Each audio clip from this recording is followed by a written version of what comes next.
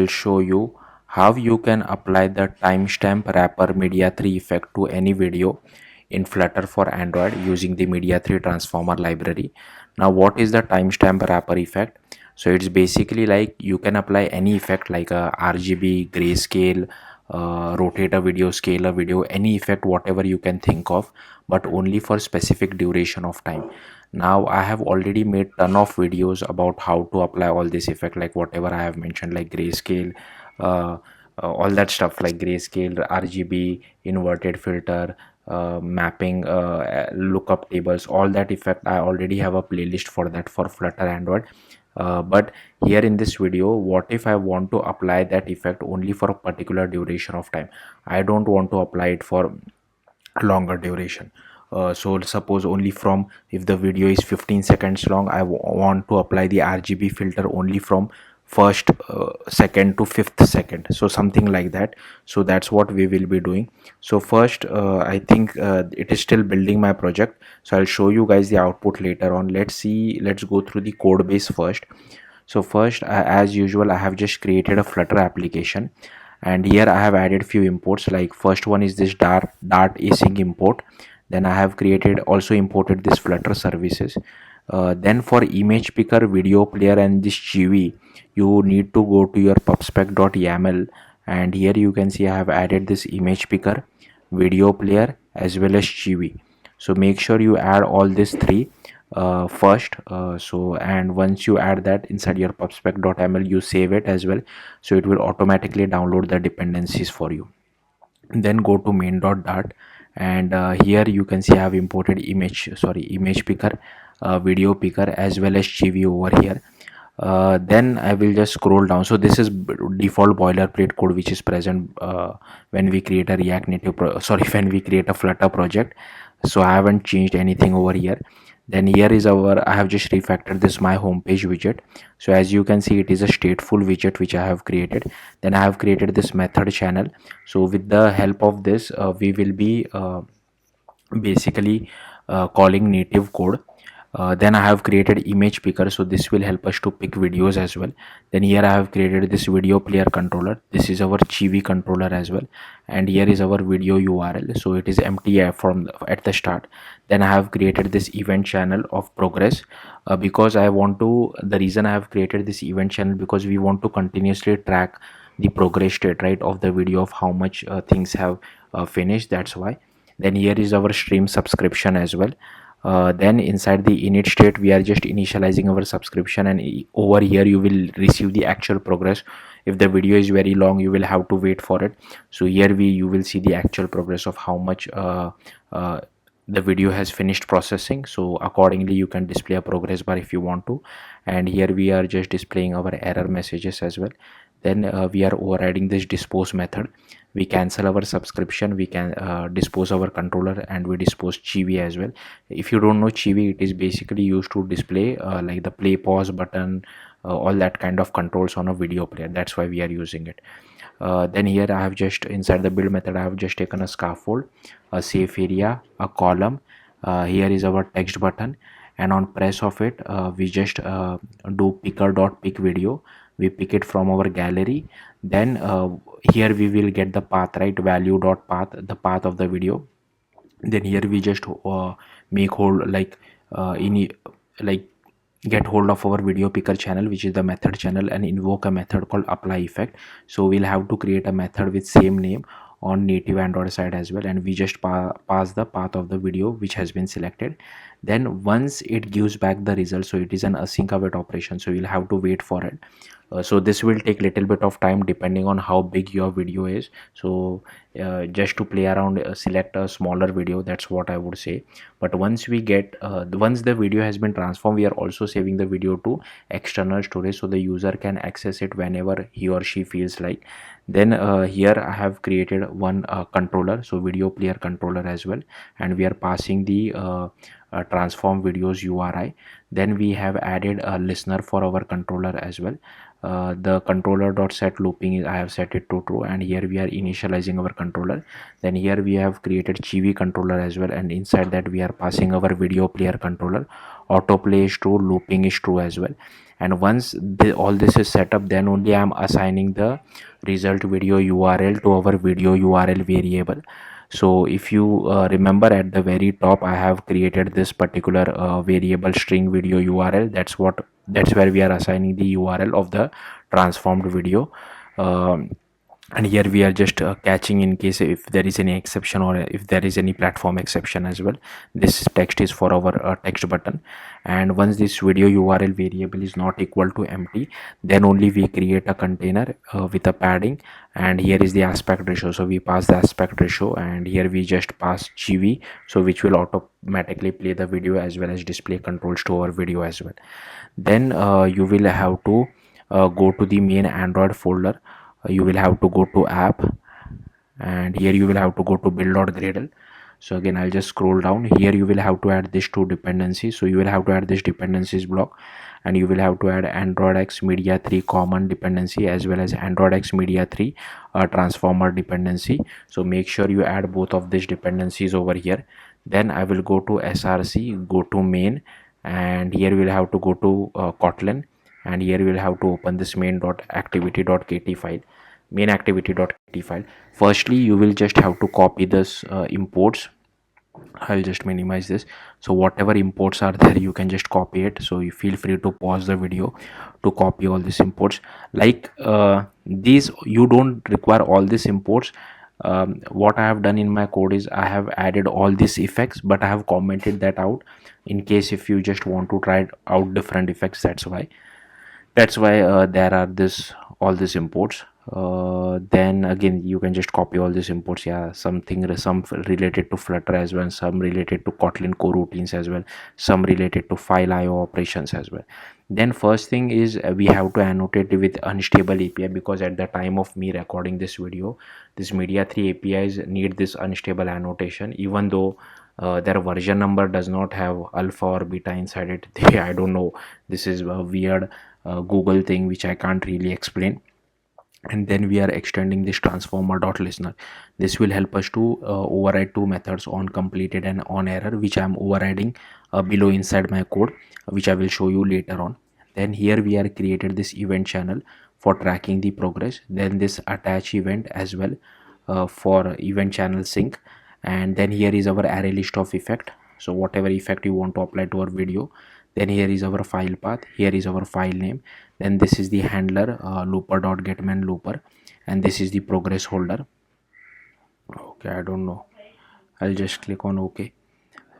Anyways, coming back to our code, so here you can see this is our progress holder, then this is the method channel result, and here we just override this configure Flutter engine method.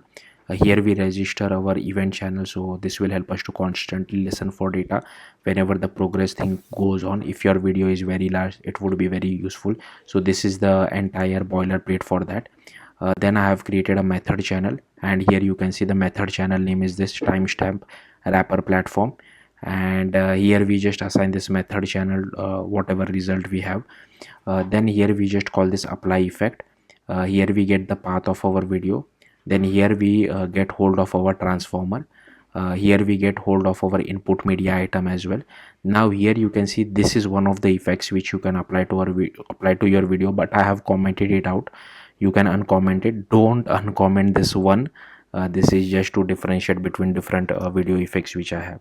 So this is one of the effect. Again, I have made a separate video about this sepia matrix transformation, but I have not applied it. If you want, you can apply it. Similarly for this RGB filter as well, if you want, you can uncomment this out. Then there is this map of white to green LUT as well, lookup table I mean. Then there is another effect for HSL adjustment, another effect for RGB adjustment. Then there is, if you want to change the width and height, then there is this Langsource resample effect as well, frame drop effect, crop effect, then scale and rotate effect, then scale and rotate with here I am setting the rotation, here I am setting the scale. And there is this speed change effect, brightness effect, Gaussian blur. Now the only effect which I am using is this RGB filter dot create inverted filter. So if you see over here, I am using this timestamp wrapper API. I am passing the video effect which we are using. If you want to use multiple video effects, you can do that as well. And here you have to define the start and end time till where you want to apply this effect. So I want to apply this effect from the first second of the video to the fifth second of the video. Rest everything remains the same of the original video. Then we have add the timestamp effect to our effect array. Then here we created this edited media item dot builder and set the effects to it as well. Then here we create external files. Here we start the transformation as well, and here we just do handler dot post, and here we track the progress state. And I think I might have forgot one thing. I'll come back to this in a bit. I think I have forgot to send the progress state back to React Native side. But here you can see there are two things: progress state as well as the progress holder dot progress. So this is the actual progress which goes from 0 to 100, but it does not always reach till 100. Sometimes it stops at 80 as well, but this progress state always becomes 0. That is an indication to you that the video has finished processing even if this doesn't go to 100. There is also one more callback called on completed. That is also an indicator to you that the video has finished processing. So you can use either this progress state, listen for this progress state 0, or you can use that on completed callback, which I will show you shortly. And here I have added 500 milliseconds delay as well, just so that I don't send too much of data back. And then here I have created an external file. So this is basically, first we need to save the file to internal storage of our app. So that's what this code does. Basically I have copy pasted this code from Stack Overflow. So yeah, feel free to pause the video and copy it. Next is saving the video file to external storage so that the user can access it from any of the app. So that's what we are doing over here. So this is the code for it. So again, I have just copy pasted this code from Stack Overflow. Even I don't really understand it, but here basically we have to make use of this content values to store video to external storage. So again, feel free to pause the video and just copy the code. Again, I'll simply scroll through this. Then here you can see the on completed overridden method from transformer.listener, and once the video has finished transforming, we get the save the video to external storage, and whatever is the URI of the saved video, we send it back to Flutter side. Then there is one more overridden method called on error, and in case of that I'm just displaying a toast message. But if you want, just like I'm sending this actual success message, you can make use of this method channel as well to send error message back. Now I'll quickly show you guys the output. I know I'm still missing that progress thing which I haven't shown you, but let me quickly show you the output in the meantime. So I'll just open this logcat which I have so that I can show you guys the progress as well. I don't know why my PC has become so slow. Suddenly it has become extremely slow. I don't even have that many apps opened. But anyways, now I want to show you the progress state as well. So for that, what was the logcat? Okay, so it was progress, right? So I'll just copy this. You don't have to do this. Okay, this is taking too much time. Sorry about that. I'll just type it out.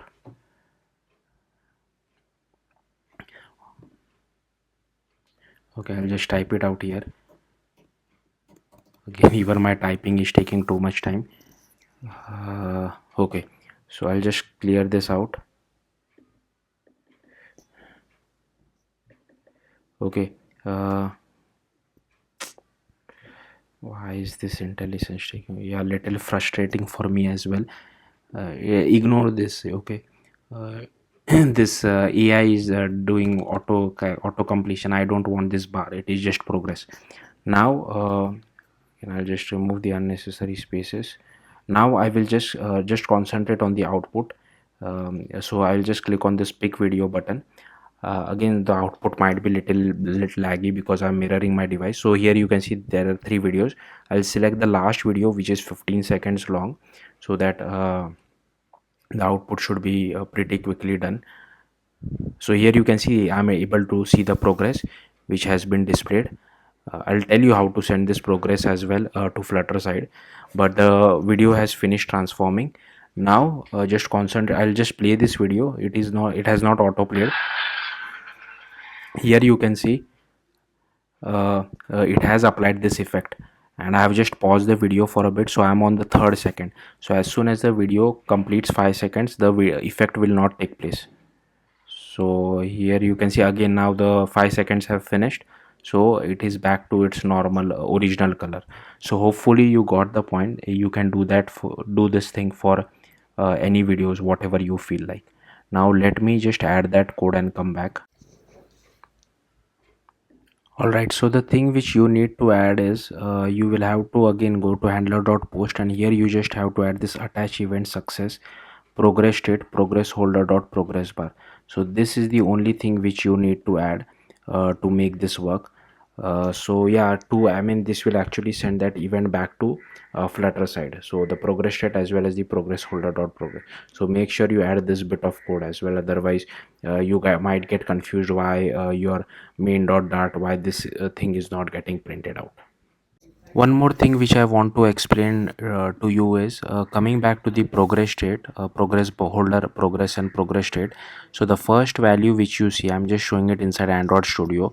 If you will also see this value inside your terminal, if you ran your app via Flutter run command. I have ran my app via Android Studio, no particular reason. But if you scroll up here, you can see the progress state starts from 1, progress holder progress starts from 0, then it becomes 2, this still stays 0, then this remains 2 till the entire process is complete, but at the very end it becomes 0. And here you can see the progress holder dot progress did not reach till 100, it stopped at 97. So with the help of this particular value you can know that the video has finished processing, or you can either use this on video on completed callback as well, which we had. Okay, I'm just showing it inside Android Studio. Yeah, it should be in VS Code as well. But yeah, hopefully you got the point. That's it. Thank you for watching. Bye.